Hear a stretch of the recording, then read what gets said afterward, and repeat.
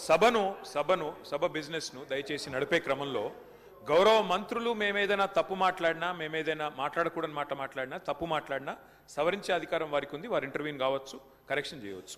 కానీ దయచేసి తమరిని కోరేది, ఇక్కడ ప్రతిపక్షంలో మేము 39 మంది ప్రధాన ప్రతిపక్షంలో ఉన్నాం, వాళ్ళు 64 మంది ఉన్నారు. మరి వారికేమో సభ్యులు లేచినా మీరు సమయం ఇస్తున్నారు, వారు వ్యక్తిగతంగా దూషించినా, నోటికొచ్చినట్టు మాట్లాడినా మీరు కనీసం మళ్ళీ మాకు అవకాశం కూడా ఇవ్వట్లేదు. మొదలు డిమాండ్ సార్, దయచేసి కడియం శ్రీహరి గారి పట్ల వారు చేసిన అనుచిత వ్యాఖ్యలను తొలగించండి రికార్డుల నుంచి, దయచేసి వారిని ఉపసంహరించుకోమని చెప్పి కూడా నా విజ్ఞప్తి నెంబర్ 1. రెండవది సార్, వారు ఉప ముఖ్యమంత్రిగా పనిచేసిన పెద్దలు, దాదాపు 15 ఏళ్లు మంత్రిగా పనిచేసిన సీనియర్ నాయకులు, గౌరవనీయులు పెద్దలు కడియం శ్రీహరి గారి పట్ల వాళ్ళ రాజగోపాల్ రెడ్డి గారు చేసిన వ్యాఖ్యలు సబబు కాదు సార్, దాన్ని దయచేసి తొలగించాలి రికార్డుల నుంచి అనేది నెంబర్ వన్ సార్. రెండవది రాజగోపాల్, మీరు కూడా ఒకటి సార్, ఒక విషయం మాకు క్లియర్గా చెప్పండి. మా సభ్యులు లేచి అడిగితే మరి సభ్యులకైతే ఒకటే హక్కు ఉంటుంది సార్, అందరి సభ్యులకు 119 మంది సభ్యులకు ఒకటే రకమైన హక్కు ఉంటుంది. మా సభ్యులు అడిగితేనేమో మైకు రావడం లేదు, మరి వాళ్ళ అవతల వైపు ట్రెజరీ బెంచెస్ లోంచి సభ్యులు అడిగినా మైక్ ఇస్తున్నారు, ఎప్పుడు అడిగినా మైక్ ఇస్తున్నారు, వాళ్ళని మాట్లాడమని మీరే మరి మోటివేట్ చేస్తున్నారు. దయచేసి నా విజ్ఞప్తి మీతోని, అందరు సభ్యులను ఒకటే ఘాటను ఒకటే పద్ధతిలో చూడాలి తప్ప ఈ రకంగా చూడడం ఇది భావ్యం కాదు కదా సార్. మీరు కూడా దయచేసి ఈ విషయంలో పునరాలోచించాలని విజ్ఞప్తి. ముందు రాజగోపాల్ రెడ్డి గారు మాట్లాడిన మాటలను దయచేసి మరి రికార్డుల నుంచి తొలగించాలని మిమ్మల్ని కోరుతా ఉన్నా అధ్యక్ష. వారు కూడా ఉపసంహరించుకుంటే వారి గౌరవం దక్కుతుంది. అట్లా మాట్లాడడం ఒక సీనియర్ దళిత నాయకుడి పట్ల, ఒక సీనియర్ దళిత మంత్రి పట్ల, గతంలో 15 ఏళ్లు మంత్రిగా పనిచేసిన పెద్దల పట్ల ఆ రకంగా మాట్లాడడం వారికి మంచిది కాదు.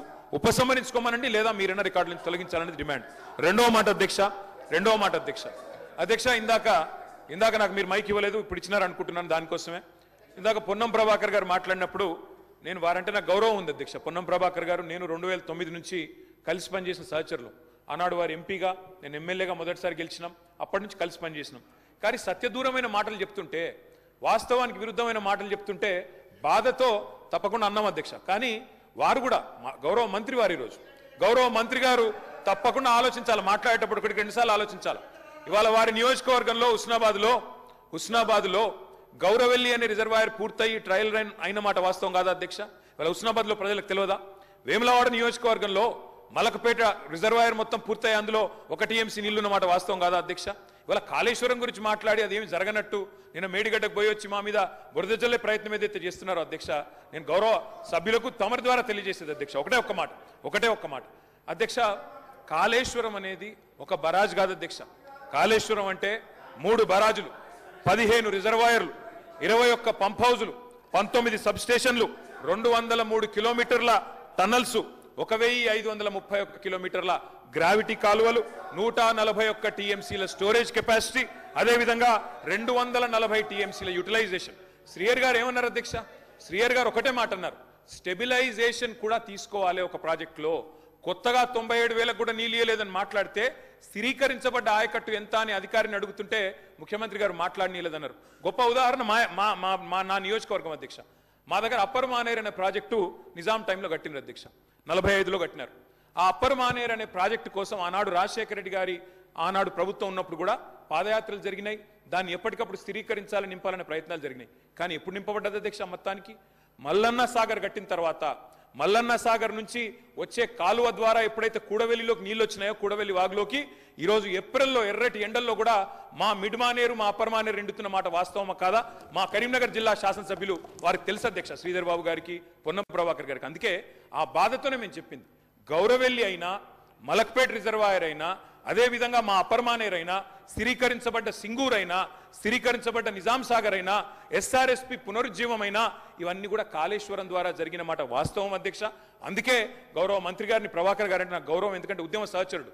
ఆనాడు పార్లమెంట్లో వీరోచితంగా పోరాడింది కాబట్టి మా నాయకుడు కేసీఆర్ గారు కూడా కరీంనగర్లో, ఇక్కడ అక్కడ కాదు అధ్యక్ష, కరీంనగర్కి వచ్చే బహిరంగ సభలోనే వారిని అభినందించారు. కాబట్టి మాకు అట్లాంటి మంత్రి గారిని అగౌరవపరిచే కుసంస్కారం లేదు. కానీ మంత్రి గారు కూడా వాస్తవాలు చెప్పాలి అధ్యక్ష.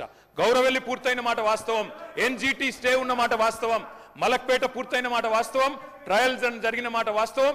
కాళేశ్వరంలో, ఇంత పెద్ద కాళేశ్వరంలో 3 బరాజులు, అదేవిధంగా 15 రిజర్వాయర్లు ఉండే కాళేశ్వరంలో ఒక్క బరాజులో 3-4 పిల్లర్లకు ఇబ్బంది జరిగితే దాన్ని రిపేర్ చేయండి. ఇప్పుడే మా గౌరవ పెద్దలు కడియం శ్రీహరి గారు డిమాండ్ చేసినారు, దాన్ని రిపేర్ చేయండి. రైతుల మీద కోపం పెంచుకోకండి. కేసీఆర్ గారి మీద కోపం ఉంటే రాజకీయంగా ప్రయోజనం కావాలనుకుంటే ప్రయత్నం చేయండి, కానీ ఆ ప్రాంత రైతాంగం పట్ల కక్ష కట్టవద్దు. నింపండి, మేడిగడ్డ నింపండి, కాళేశ్వరంలో పంపింగ్ స్టార్ట్ చేయండి. వాళ్ళ 5,000 క్యూసెక్ల నీళ్లు కిందికి పోతున్నాయి. ఇది అధ్యక్ష, ఈరోజు కొత్తగా ఎన్నికై మొదటిసారి ఈ సభలో మాట్లాడే అవకాశం ఇచ్చినందుకు మీకు ప్రత్యేక ధన్యవాదాలు తెలుపుకుంటున్నాను అధ్యక్ష.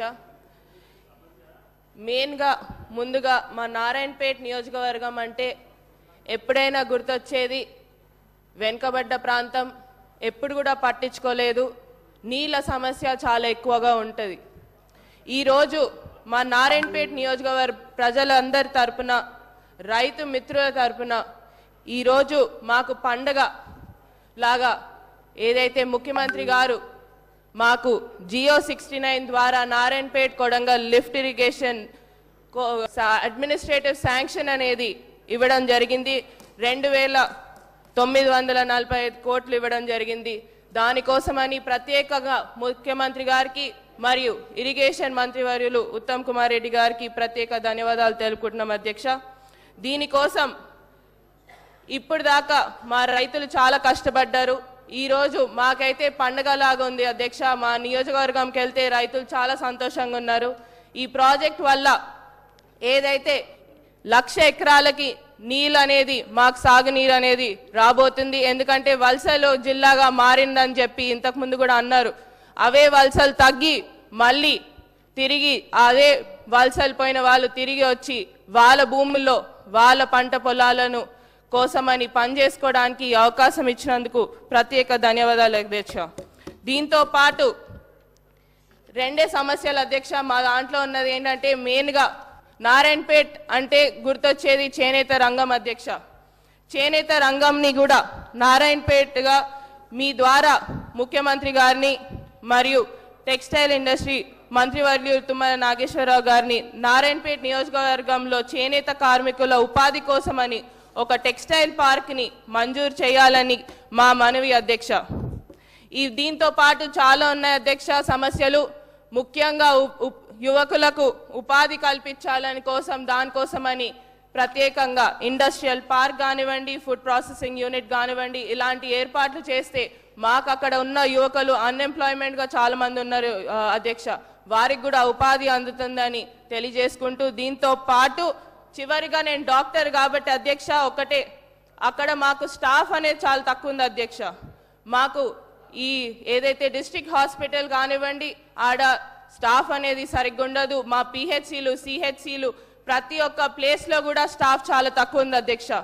ఆ స్టాఫ్ కోసమని కూడా మా హెల్త్ మినిస్టర్ వర్యులని దామోదర్ రాజనరసింహ గారిని మరొకసారి కోరడం జరుగుతుంది. ఏదైతే స్టాఫ్ అనేది కూడా పెంచాలని కోరుతున్నాం అధ్యక్ష. ఈ అవకాశం ఇచ్చినందుకు ప్రత్యేక ధన్యవాదాలు అధ్యక్ష.